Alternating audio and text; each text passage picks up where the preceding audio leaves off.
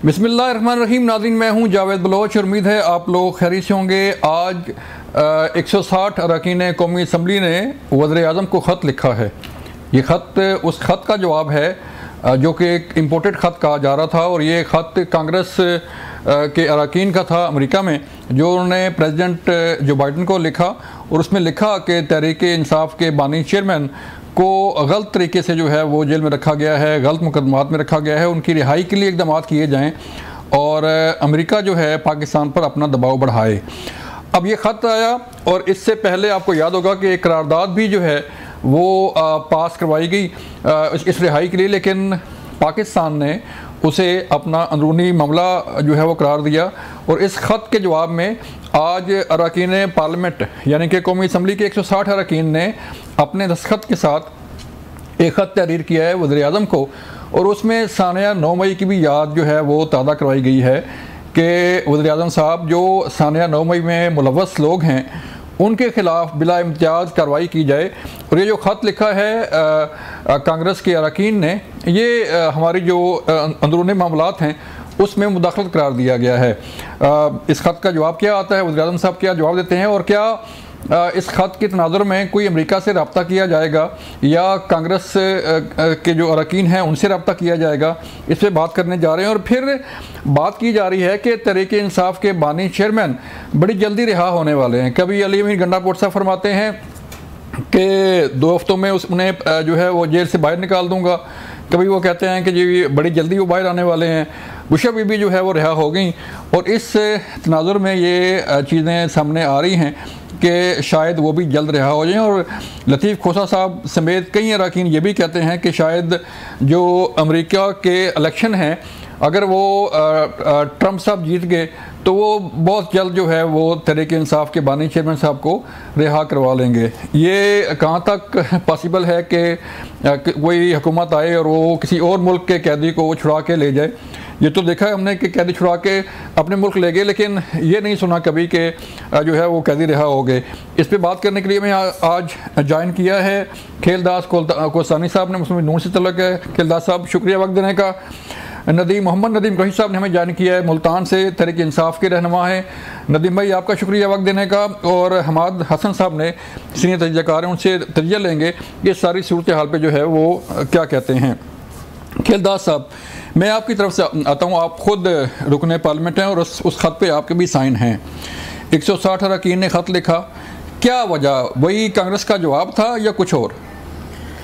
जी, मैं ज़रूर उस पर भी आता हूँ। पहले तो मैं समझता हूँ कि बानी PTI और पूरी जमात पाकिस्तानी कौम से माफ़ी मांगे। जो साइफर से काम झूठा बयानिया बनाया गया, आज़ादी के नाम पे गुलामी के सफ़र तक माफ़ी मांगे। आज जिस तरह वो वहाँ पे अमेरिकी लॉबिंग फर्म हायर करके अमेरिका को तल्ले और मिन्थे कर रहा है, और दूसरा इसराइली एजेंट और जो पाकिस्तान दुश्मन कुव्वतें हैं जो जिनके ताने बाने भारत से भी मिलते हैं, उन लोगों को इनकी सपोर्ट में वो खड़े हैं। 9 यहूदी हैं कौन जो कांग्रेस में अरकान ने ख़त लिखे हैं, उनसे कहते हैं कि 9 जो है उनका बिल्कुल प्योर जियोस हैं। और बिल्कुल इसी पे मैं कह रहा हूँ कि इनको माफ़ी मांगनी चाहिए।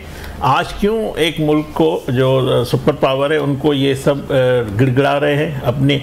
मुझे बताएं कि पाकिस्तान में अगर किसी को इंसाफ मिलना है, पाकिस्तानी अदालतों से मिलना है, सुप्रीम कोर्ट से मिलना है, बाकी जो एहतसाब के इदारे हैं वहाँ से मिलना है। तो कभी भी ये नहीं हुआ कि बाकी भी लीडरशिप गिरफ्तार भी हुई है, जेलों में भी रही है। क्या कभी किसी लीडर ने, नवाज शरीफ साहब कई साल जलावतन रहे, आसिफ अली जरदारी साहब रहे हैं, मोहतरमा शहीद बेनज़ीर भुट्टो साहबा रही है, क्या कभी किसी इस तरह की डिप्लोमेट उन्होंने जाके वहाँ पे ये कहा है पाकिस्तान के खिलाफ? इन्होंने पाकिस्तान के इदारों के खिलाफ, फौज के खिलाफ वहाँ पे बातें की, मुजाहरे करवाए। तो ये सारा अमल अब जो गुलामी, और अब ये बयानिया बनाना कि ट्रंप आएगा और इमरान को फौरी तौर पर रिहाई मिलेगी, क्या हम किसी के गुलाम हैं? किसी मुल्क की हम डिटेक्शन लेंगे? तो ये बताएं ना कौम को। आज ये बताएं कि ये कहाँ खड़े हैं, आज़ादी के साथ खड़े हैं, गुलामी के साथ खड़े हैं। तो मेरा मतलब ये दूसरा, ये ख़त लिखे जाते हैं जो प्रेसिडेंट अमेरिकन को लिखा गया है, मैं उसकी अहमियत नहीं समझता। ये ख़त की एक खबर तक ठीक है, मगर जो अमेरिका हायर किएगी, उनका तो होता रहता है, मगर उसका कोई आपने उसका जो उसकी वजारत की जानब से भी आई ये बात, वो कभी भी पाकिस्तान को पाकिस्तानी मामलात में, पाकिस्तान की जमहूरियत में, क्योंकि वो भी यही कहेंगे कि पाकिस्तान के आइन और कानून के मुताबिक वहाँ पे फैसले होंगे। तो इसकी अहमियत नहीं है खत की जो उन्होंने लिखा है, और ये पहले भी करते रहे। और मैं समझता हूँ इनका काम ही ये है, इनका मकसद एक है कि इमरान खान है तो पाकिस्तान है, वरना नहीं है। मगर ये बात नहीं है, पाकिस्तान हमेशा रहेगा, कोई लीडर हो ना हो, कोई भी लीडर हो ना हो, सियासत अपनी जगह पे, वो अवाम उसको मुंतखब करेगी, ये फैसला अवाम का है, मगर पाकिस्तान रहेगा। इनका जो इंतशार की सियासत, पाकिस्तान को श्रीलंका या डिफाल्ट बनाने की साजिश, या ये सब कुछ मैं समझता हूँ ये सब चीज़ें कोई। नदीम कोई साहब, आप सर फरमाइएगा कि आज आप खुद रुकने पार्लियामेंट रहे हैं और एक्टिव पॉलिटिक्स में हैं आप, और अब भी जो है वो आप जो है वो पंजाब असम्बली के रुकन हैं। तो सर बताइएगा कि ये जो आज हमारा ख़त लिखा गया 160 अरकान का असम्बली का, इसकी क्या अहमियत है? और इससे पहले भी जो है वो करारदाद पास हुई थी अमरीकी कांग्रेस की तरफ से, और अब जो है वो ख़त लिखा गया, तो इसको ज़रा इसका जायज़ा लीजिएगा कि ये ख़त कितना अहम है हमारे अरकान पार्लियामेंट का। बिस्मिल्लाहिर्रहमानिर्रहीम। जावेद साहब बहुत शुक्रिया। एक तो मुझे आवाज़ सही सुनने को नहीं मिल रही, आवाज़ में बहुत ज़्यादा डिस्टॉर्शन है।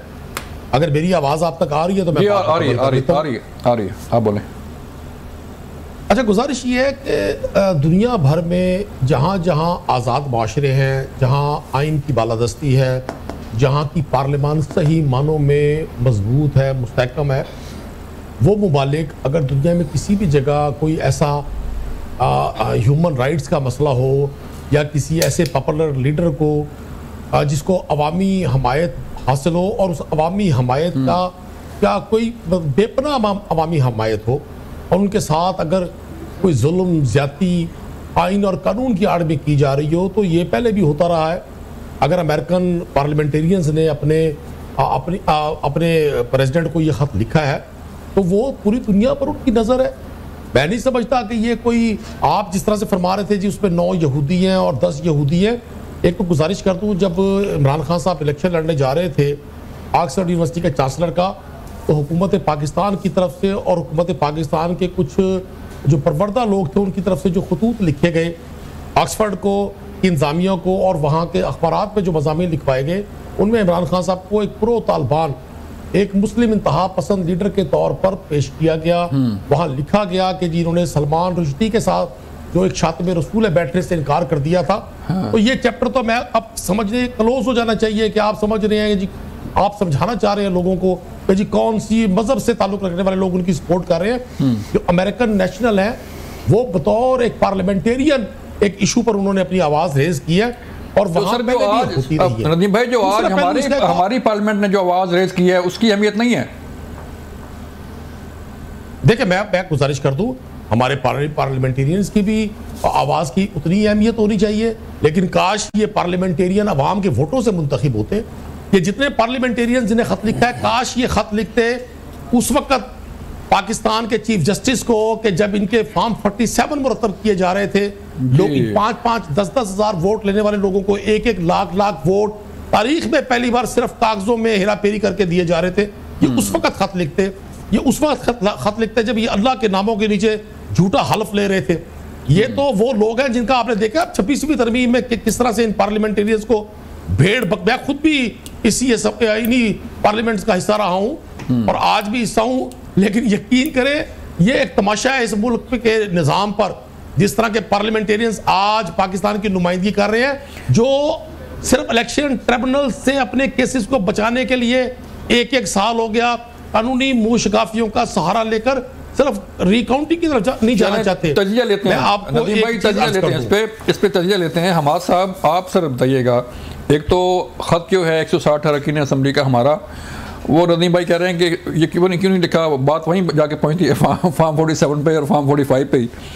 तो ये जो हमारा ख़त है और वो कांग्रेस का जो ख़त है, इसका ज़रा जायज़ा लें कि क्या कोई मुल्क जो है, कोई भी मुल्क, चाहे अमेरिका हो चाहे जो भी हो, वो इस तरह के ख़त लिख सकता है कि रिहा करें उनके किसी कैदी को या किसी को जो है? देखिए जावेद साहब, मसला ये है कि जब हम तारीख़ी तनाजुर में मामलात को देखते हैं तो वो और जो सामने हमारे जज्बाती तौर पर जो जहन बनता है उसमें बहुत ज़्यादा तफरीक होता है। यानी अमेरिका से कोई मामूली सा दबाव आए तो हम यूँ समझने लगते हैं जैसे बस ये मुल्क उनके पाँव पड़ने वाला है, हालांकि तारीख़ी हक़ाइक़ इससे मुख्तलिफ हैं। हक़ाइक़ मुख्तलिफ न होते तो अमेरिका के और पूरे मगरिब के शदीद तरीन दबाव के बावजूद एटमी धमाके क्यों होते? मान लिया गया था क्या? फिर चाइना के साथ मामलात और फिर सीपेक का मामला ये क्यों होते? और ये एक तवील सिलसिला है। देखिए, बैरूनी ममालिक अपना नुक्ता नज़र दे देते हैं, अपना एहतजाज कर लेते हैं, लेकिन ज़रूरी नहीं कि दूसरा मुल्क। फरा आइदीद वेनेजुएला का सदर था, छोटा सा मुल्क था, बहुत कमज़ोर मुल्क था, वो आकर एक चौक में खड़ा हो गया था और उंगली उठाकर कहा था कि अमेरिका मुझे डिक्टेशन न दे, मैं वही करूँगा जो मैं चाहूँगा, मेरे अवाम चाहेंगे, और उसने ऐसा किया भी। देखिए, पाकिस्तान तो एक एटमी कुव्वत है। अमेरिका 1000 बार खतूत लिख के पाकिस्तान अपने नुक्ते नज़र से सोचेगा, अपनी पॉलिसी के मुताबिक सोचेगा, और पहले भी ऐसा नहीं माना गया। जुल्फ़िकार अली भुट्टो के हवाले से मुस्लिम दुनिया से शदीद दबाव आया था, मुस्लिम दुनिया से, जिनके साथ हमारे रिश्तों की नोयत ही मुख्तलिफ है, कुछ जज्बाती लगाव भी है, कुछ तकद्दुस भी है उस रिश्तों में, लेकिन फिर भी नहीं माना गया। गलत फैसला हुआ, लेकिन क्या रियासतें अपने तौर पर। तो इसको तो आप एक तरफ रख दे के कोई दबाव या रियासत उसको मान लेगी। पाकिस्तानी पार्लियामेंटेरियंस ने जो ख़त लिखा है वो उनका इस्तेहकाक है, वो ऐसा कर सकते हैं, उन्होंने किया, और इसीलिए किया। कोहिस्तानी साहब बैठे उस दस्तखत पर, उस पर इनके भी दस्तखत है। इन्होंने इसीलिए किया कि पूरी दुनिया को और अमेरिका को मैसेज दे दिया कि भाई हमारे फैसले आप नहीं करेंगे, कोई और नहीं करेगा, हमारा पार्लियामेंट ही करेगा। और इस वक्त अवामी राय जो है वो भी इसी सम्त में जा रही है। दूसरी बात की कुरैशी साहब ने कि ये पार्लियामेंट फॉर्म 45 और 47 वही बात है। आप ना माने इस पार्लियामेंट को, फिर आप खैबर पुख्तनख्वा के असम्बली को भी न माने और वहाँ के हुकूमत को भी न माने, क्योंकि ये इसी इलेक्शन कमीशन के उसी दिन हुआ था, उसको भी न माने। फिर आप उसको क्यों मान रहे हैं? आज भी सुप्रीम जुडिशल काउंसिल में आपके 2 मेंबरान शिबली फराज और उमर अयूब की नॉमिनेशन हुई है, खान साहब ने भिजवाए हैं। तो आप तो मान रहे हैं, आप तो 26वीं तरमीम को भी मान रहे हैं। खान साहब ने उस दिन कहा था कि 26वीं तरमीम को जो मानेगा वो गद्दार पाकिस्तान होगा। आज तो उसी 26वीं तरमीम के जरिए बनने वाले सुप्रीम जुडिशल काउंसिल में आपके 2 मेंबरान शामिल हुए हैं। तो आप एक तरफ एक बात करते हैं, दूसरी तरफ दूसरी बात करते। खैबर पुख्तनख्वा में दांडी नहीं हुई है क्योंकि वहाँ 90% पर हम जीत गए हैं। वहाँ पर तो मौलाना फजल रहमान और एमल वली की बात को भी फिर मान ले कि वहाँ भी दांडी हुई है। अगर आपकी बात मानी जा रही है, फिर उनको ये हक क्यों नहीं दिया जा रहा है? ठीक है, ठीक है मां साहब, यहाँ मुझे एक ब्रेक लेनी है, मिलते हैं ब्रेक के बाद।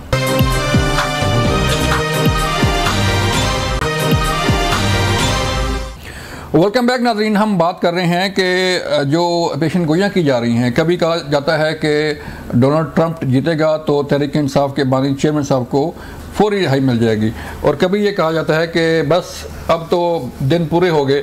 कहा यह जा रहा है कि बहुत जल्द बाहर होंगे डल्ला से और अपनी एक्टिव पॉलिटिक्स तो पहले भी कर रहे हैं, लेकिन ख़ुद मौजूद होंगे सारी सियासत में। खेलदास साहब, डोनाल्ड ट्रंप आ रहे हैं और वो तहरीक इंसाफ के माननीय चेयरमैन को रिहा करवा के ले जाएगा और आप हाथ मिलते रह जाएंगे। नहीं, मैंने एक अच्छा तजिया मज़ेदार बात की थी। तारड़ साहब जो है, साजिद तारड़ साहब, उन्होंने क्या कि ये बानी पीटीआई क्या ट्रंप के मामू और चाचू हैं, पुफी का बेटा लगता है कि वो उसको छोड़ेगा। तो बात ये देखें कि जिस तरह हमाद साहब ने कहा, पाकिस्तान एक आज़ाद मुल्क है, हमारी अपनी पॉलिसीज़ हैं, और अगर अमेरिकन डिक्टेशन जैसे हमाद साहब ने कहा, उस वक्त वज़ीर-ए-आज़म नवाज शरीफ साहब ने अरबों रुपए की डॉलर के ऑफ़र की गई, मगर वो डिक्टेशन उन्होंने नहीं ली, नहीं माने, और आज उसका भाई वज़ीर-ए-आज़म है। जो हमारी हुकूमत है मुस्लिम लीग नून की, ना पहले हमारी कभी इनसे बातचीत हुई है ना अब होगी। नवाज शरीफ साहब जो हमारे पार्टी के सरबराह हैं, उनका वाज़े मौक़िफ़ है। उन्होंने 28 मई को जो तकरीर लाहौर में की थी, बानी पीटीआई के हवाले से की थी।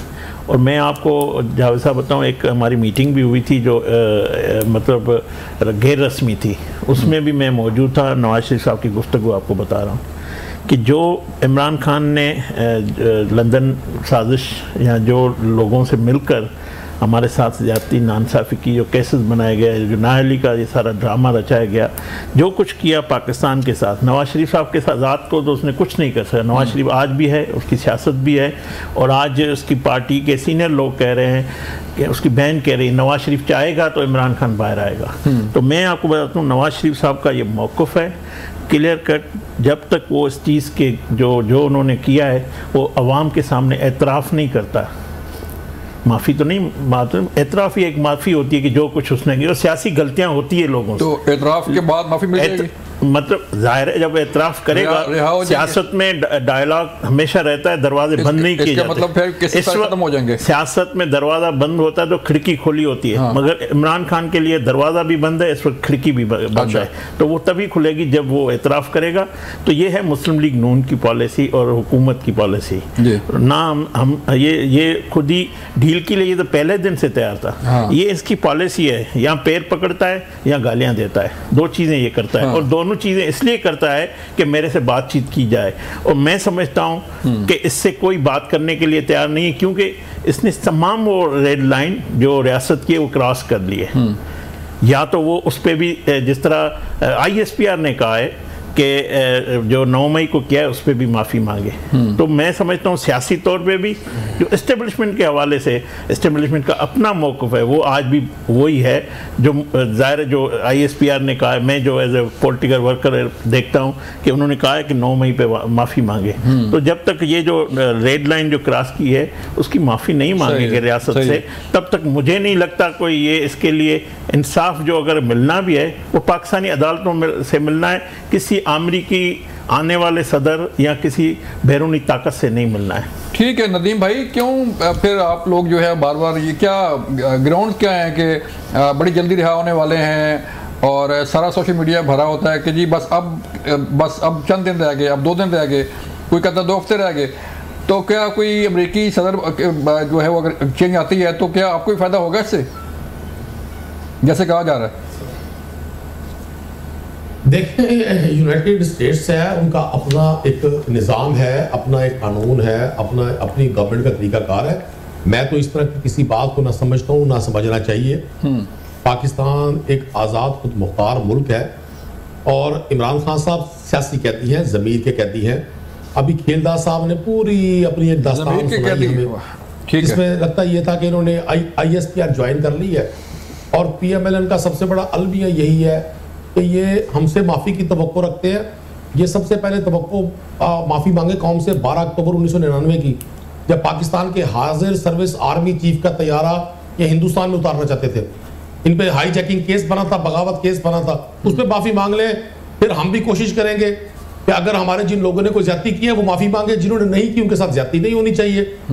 जहाँ तक बात है किसी शख्स की राय देने की कि डोनाल्ड ट्रंप जीतेंगे या वो कमला हैरिस जीतेंगी, वो एक अलग बात है। हमें एतबार है पाकिस्तान के निज़ाम कानून पर। और जावेद भाई, आपको अंदाज़ा होगा जो वकला ये प्रैक्टिस करते हैं, वो जो भी जुडिशल सिस्टम से लोग अटैच हैं, वो अपने तज्जिए कर रहे होते हैं ग्राउंड्स पर, ग्राउंड रियलिटी के मुताबिक।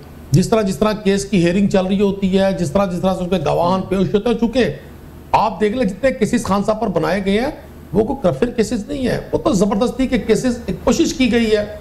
ये लाइफ लाइन है इस सरकार की जो आज पाकिस्तान पर फॉर्म 47 से जरिए काबिज है कि इमरान खान को जेल में रखा जाए।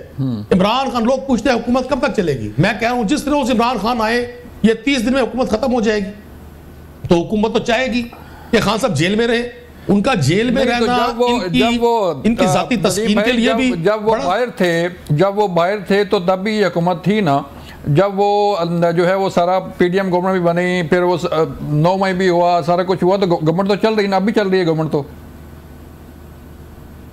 देखिए, ये गवर्नमेंट अगर जावेद साहब चल भी रही है, ये वो धक्का स्टार्ट गाड़ी है जिसके पीछे जो धक्का लगाया जा रहा है हमें पता है, उसका पूरी कौम को पता है। अगर ये हुकूमत चल रही होती तो इस तरह से लोगों की जिंदगी अचीरी ना होती।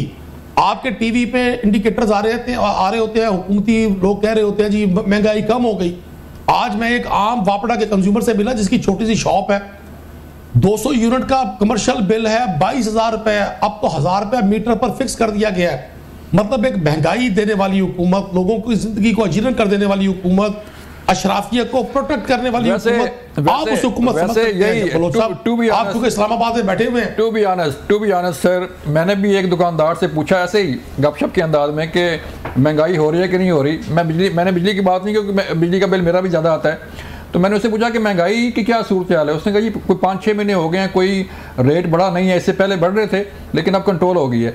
चलें हमाद साहब, आप जो है वो बताएं कि क्यों ये बार बार कहा जा रहा है कि तहरीक इंसाफ के बानी चेयरमैन साहब रिहा हो जाएंगे, हालांकि कोई ग्राउंड नज़र नहीं आती। खेलदार साहब कहते हैं माफ़ी मांग लें, तो क्या माफ़ी मांगने से जो है वो केस ख़त्म हो जाएंगे या अदालतें जो हैं वो माफ़ी जो है तस्लीम कर लेंगी? देखिए, ये इमरान खान हैं, ये न नवाज शरीफ हैं, ये न बेनज़ीर भुट्टो हैं, न कोई और सियासी लीडर है, ये इमरान खान है।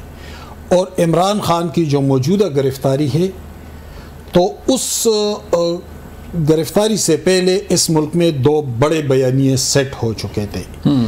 एक बयानिया वो बना कि साकिब निसार कबूले, मज़ाहिर नकवी कबूले, हमें जुल्फ़ी बुखारी कबूले, हमें फरागोगी कबूले, हमें हर वो किरदार कबूले जो खान के साथ है। ठीक है, लेकिन हमें जस्टिस फ़ाइज़ीसा से भी नफ़रत है, हमें इस मुल्क में रिकॉर्ड तरक्की लाने वाले नवाज शरीफ से भी नफ़रत है, हमें 100 साला जमात व जमीयतुल उलमा इस्लाम और ANP से भी नफ़रत है, लेकिन हमें परवेज़ इलाही से मोहब्बत है।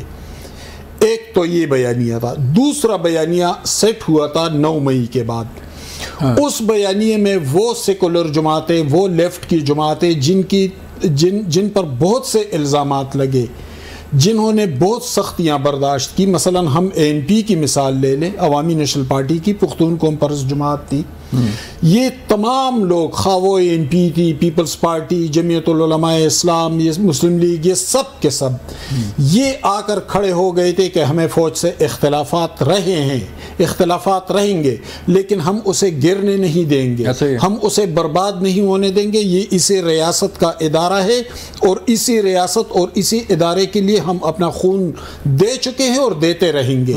2 बयानिए खड़े हैं। अगर इमरान खान को रहा किया जाता है तो दूसरा बयानिया जो इस फौज के लिए, इस इदारे के लिए खड़ा हुआ था, फिर उसका क्या बनेगा?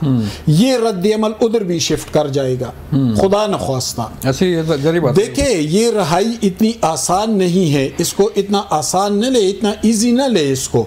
ये रहाई एक फ़र्द की या एक सियासी लीडर की रहाई नहीं है, ये उस बयानिए की कबूलियत और एक्सेप्टेंस है जिस बयानिए के मुकाबिल रियासती बयानिया खड़ा हुआ है, जिस बयानिए से 9 मई फूटा है, जिस बयानिए से ये तबाही और बर्बादी फूटी है, उस बयानिए के मुकाबिल कौम खड़ी है, उस बयानिए के मुकाबिल कौम ने ताकतवर बयानिया खड़ा किया है। और अगर इसकी रहाई का फैसला होता है तो फिर दूसरे बयानिए से टकराव होगा। बिल्कुल ठीक है। नाज़रीन, मुझे यहाँ पे एक लेनी है ब्रेक, और जब ब्रेक से वापस आएंगे तो फिर बात करेंगे कि 26वीं आईनी तरमीम के बाद 27वीं क्यों बात गश्त हो रही है, क्या जो चीज़ें रह गई थी वो पूरी करने वाले हैं। मिलते हैं ब्रेक के बाद।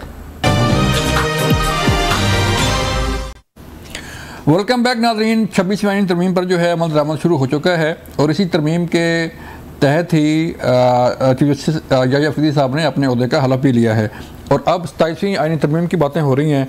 खेलदार साहब, क्या कोई खामी कोताही हो गई थी, उजरत हो गई थी 26वीं में 27वीं आ रही है या कानून पास हो रहा है? जी बिल्कुल नहीं। 26 आईनी तरमीम हमने इत्तेफाक किया था, जिन चीज़ों पे वो हम लाए थे वो पास भी हुई और वो एग्जीक्यूटिव भी हो गई है। ये जो कमेटी खुसूसी है पार्लियामेंट की, जो खुशी शाह साहब क़यादत में है, उसको हमने बरकरार रखा है स्पीकर साहब ने। ठीक है, हम यहाँ मौजूद हैं, आइन में तरामीम पेश कर सकते हैं, कानून बनाने के लिए हम आए हैं, हमारी कोई और जॉब नहीं है। ठीक है, और पाकिस्तान की बेहतरी के लिए, मुल्क की बेहतरी के लिए, इदारों की बेहतरी के लिए, मुल्क में इंसाफ के लिए। आपने देखा जब ज़रबे अज़ब हुआ था, कराची टारगेट ऑपरेशन हुआ था, तो उस वक्त के वज़ीर आज़म नवाज शरीफ साहब ने जब मीटिंग्स की तो हमारे इदारों की ये बात थी कि हमें कानून बनाया जाए, कानून साजी की जाए, इख्तियारात दिए जाए। और आपने देखा कि उस ज़रबे अज़ब और टारगेट ऑपरेशन में कराची में आज अमन है, और उस वक्त पूरा वो ऑपरेशन कामयाब हुआ था। और जो अगर किसी हमें इस मामलात में, जैसे बलूचिस्तान में दहशतगर्दी है, KPK में है, या कई दहशतगर्दी के इस किस्म के वाक़यात होते हैं, आप देखें जो हमारा अदालती निज़ाम है, उन्होंने आज तक किस को मुजरमों को सज़ा दी है?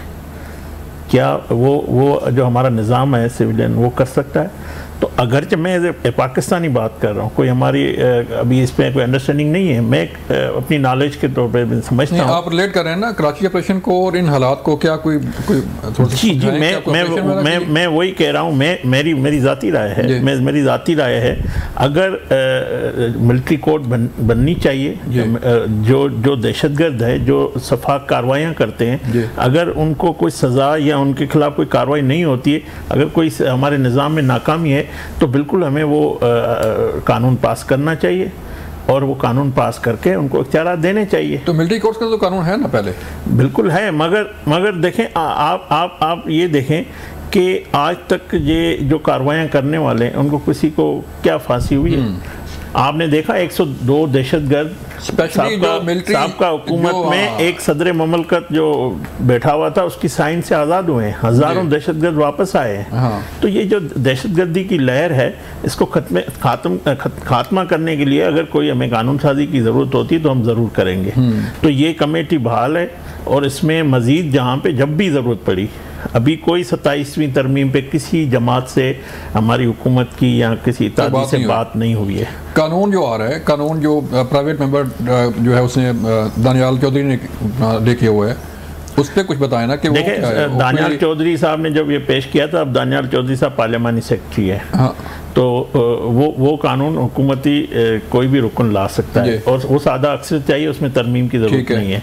तो अगर 26वीं तरमीम में कोई चीज़ हमें रह जाती है तो वो हम सादा अक्सरियत से जो एक्ट है उसमें अमेंडमेंट कर सकते हैं। तो वो इंशाल्लाह आने वाले दिनों में हम लाएंगे। जी, क्या कोई जजों की तादाद बढ़ाई जा रही है, क्या किया जा रहा है? जी बिल्कुल, ये तो उनका प्राइवेट मेंबर बिल था जो दानियाल चौधरी साहब का। इस तरह की कानून साजी हम ज़रूर करेंगे। नदीम भाई, 26वीं के बाद अब जो है वो आईनी तरमीम भी कह रहे हैं कि ज़रूर करेंगे। आप खुद पार्लियामेंटेरियन हैं, तो पार्लियामेंट का कानून नो डाउट जो है वो कानून साजी करना है। तो कानून साजी के मुतल्लिक जो है वो क्यों जो शुबहात जो है पाए जा रहे हैं कि फिर कोई नई कानून साजी, मौलाना साहब फरमा रहे हैं कि कोई साथ नहीं देंगे और बाकी लोग भी कह रहे हैं? देखिए जावेद साहब, कानून साजी करना बिल्कुल पार्लियामेंट का हक है। 25 करोड़ की आबादी के लगभग दुनिया के छठे बड़े मुल्क में अगर अवाम की वेलफेयर के लिए कानून बने और जो एग्जिस्टिंग लॉज हैं उन पे अमल दरामद हो, कोई कॉमन मैन इस सारे निज़ाम अदल से अपने लिए सहूलत आसानी ढूंढ सके, हमें तो कोई एतराज़ नहीं है। जहाँ कानून साजियाँ हुक्मरानों की ताकत को तक़वियत देने के लिए इस्तेमाल हो, जहाँ पार्लियामान चंद लोगों को हमेशा पाकिस्तान पे हक हुक्मरानी देने के लिए उनकी लौंडी का किरदार अदा करे, तो ना ये पार्लियामान तारीख में अच्छे लफ्ज़ों से लिखी जाएगी और ना ये कानून साजी पब्लिक वेलफेयर के लिए समझी जाएगी। आप खुद आज तो पाकिस्तान में पार्लियामेंट अजीब काम है कि हुकूमत देखे ना, मैं आपसे गुजारिश कर दूं ना जी, जहां पर्सनल स्पेसिफिक लॉज बने, जहां इशू स्पेसिफिक कानून साजियां हों, जहां पार्लियामान के अरकान को यह पता ही ना हो कि हमने किस कानून साजी के लिए हाथ बुलंद करके वोट देना है। आप देख ले, जो आईनी मुसफ़ेदा था 26th अमेंडमेंट का, जुबान ज़द आम थी, शायद आप ना कहें चैनल पे बैठ के हर शख्स ये कहता था कि चंद 2-3 वफाकी वज़रा के अलावा किसी इत्तेहादी जमात को पता नहीं था क्या कानून साजी होनी है। तो अगर ये 27वीं तरमीम लाएंगे, मैं तो कहता हूँ एक तरमीम ऐसी ले आए, इन जो 5-7-10 लोग अरस्तू बैठे हुए ना इस वक्त, 1985 से अब तक इस कौम का खून चूस रहे हैं, ये 2-3-4 अरस्तू, अफलातून, इन सबको ता हयात सदर और वज़ीर आज़म बना दे अभी, और ये अगर इनको इख्तियारात दे दें कि जजेस भी इनके होंगे, सारे इदारे अगर मैं जान के मान पाऊँ तो थोड़ा सा ये हमारे सब कुछ फरमा रहे हैं, वो ये कह रहे हैं कि 190 मिलियन पाउंड का जब ये काबीना ने मंजूरी दी थी तो उस वक्त कितने इराकी जो है वो वज़रा को दिखाया गया था कि ये फैसल वाउडा और फवाद चौधरी ने मीडिया पे कहा कि कितने वज़रा थे जो जिन्हें बताया गया था। ये तो एक तो ना जावेद भाई, चस्के की बातें तो आप जितनी मर्जी कर सकते हैं। हाँ। मेरे पास, मैंने 88 पे बैटरी की थी, मेरे पास 10,000 मिसालें हैं कि किसको कहा जाता था कि जी ये अली बाबा और 40 चोर है, और किसको कहा जाता था ये पाकिस्तान के लिए सिक्योरिटी रिस्क है, और किस जनरल मुशर्रफ के सामने हाथों में ब्लैक रिबन बांधकर हल्फ उठाए गए थे। ये सारी बातें तारीख का हिस्सा है। अगर हम इन बातों में जाएंगे तो हम कभी भी आगे नहीं बढ़ सकेंगे। मैं आपसे गुजारिश वो कर रहा हूं, अगर मैं मेंबर पार्लियामेंट हूं और मुझे यही नहीं पता कि मैंने सुबह वोट किस कानून साजी के लिए करना है, तो यार मैं लोगों का भी मजाक उड़ा रहा हूं, अपना भी मजाक उड़ा रहा हूं, और पूरी दुनिया में इस मुल्क के मस्बत चेहरे को मस्त करने में रोल प्ले कर रहा हूं। मैं समझता हूं जो 27th अमेंडमेंट है, अगर जो लोग आज उसके लिए ये सारी पेशबंदी कर रहे हैं, ये 26वीं तरमीम को तो डाइजेस्ट होने दें। ये असल में सारा प्रेशर बिल्ड किया जा रहा है सुप्रीम कोर्ट के जजेस पर। ये 27th अमेंडमेंट अभी कोई ग्राउंड पर नहीं है, ये सिर्फ चीफ जस्टिस जनाब याहिया अफरीदी साहब को, उनके रुफका को अंडरमाइन करने के लिए, उनको अंडर कंट्रोल करने के लिए ये सारे शोशे छोड़े जा रहे हैं। और ये पहली सरकार है जो बयानिए पर सारी गवर्नमेंट चला रही है।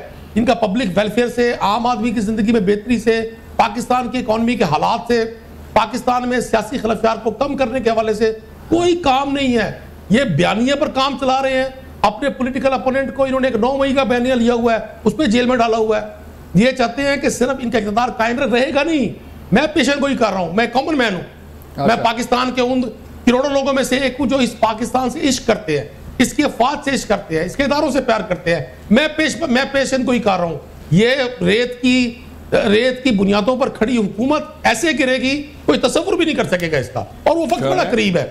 ये जो माले दिले बेरहम समझ के इस मुल्क के असासों को लूटा जा रहा है। हाँ, चलें आगे बढ़ते हैं सर। हमारे साहब बताएं सर, एक तो बड़े जी बड़े आगे, एक तो जो है वो फरमा रहे हैं कि रेत की जो है वो एक ढेर पे खड़ी है हुकूमत, और वही मैंने नुकता उठाया 190 मिलियन पाउंड वाला, तो वो कह रहे हैं चस्के ले रहे हैं आप। तो कानून साजी तो होती रही है, पहले भी हमें भी पता है कैसे कानून साजी होती रही, तो अब भी जो है वो तो यही तो हमेशा होता रहे ना, यही तो हमारा रोना है। दूसरी बात उन्होंने की कि रेत की दीवार की मानंदी हुकूमत, तो कहते हैं कि लोग तसव्वुर भी नहीं कर सकते। भाई तसव्वुर कर सकते हैं, हमेशा होता रहे। हाँ, ये कल गिरेगी खुदा न ख्वास्ता, तो उसमें कोई हैरत नहीं होगी। जी जी, गिरी थी, इमरान खान की भी गिरी थी, नवाज शरीफ की भी गिरी थी, बेनज़ीर भुट्टो की, भुट्टो साहब की ताकतवर मकबूलियत गिरी थी। हमेशा होता रहे, तो इसमें कोई हैरत नहीं है। अगर आप कहते हैं कि खड़े खड़े फारिग हो गए थे, खड़े खड़े 1 सेकंड में फारिग हो गए थे। साकिब निसार ने 2/3 अक्सरियत वाले मुंतखब वज़ीर आज़म को एक कामा पता नहीं, वो बेटे से तनख्वाह पता नहीं कौन सा ड्रामा किया, और मुंतखब वज़ीर आज़म को चलता किया था। ये होता है, इसमें कोई हैरत का पहलू नहीं होता इस मुल्क में। ये वहाँ पे हैरत होती है जहाँ पे मजबूत जमहूरियतें और जमहूरी अक़दार होते हैं। अमाल भाई लटकवाए ना उन 2-4 जजेस को जिन्होंने नवाज शरीफ साहब को बाहर किया था। 2-4 जजेस को लटका दे, किसी को तो इबरत का निशान बनाए। ये कहानियां सुन के लोग हंसते हैं भाई, अकामा पे नहीं और बेटे से तनख्वाह ना लेने पर उनको, और क्या कहता तो 2-4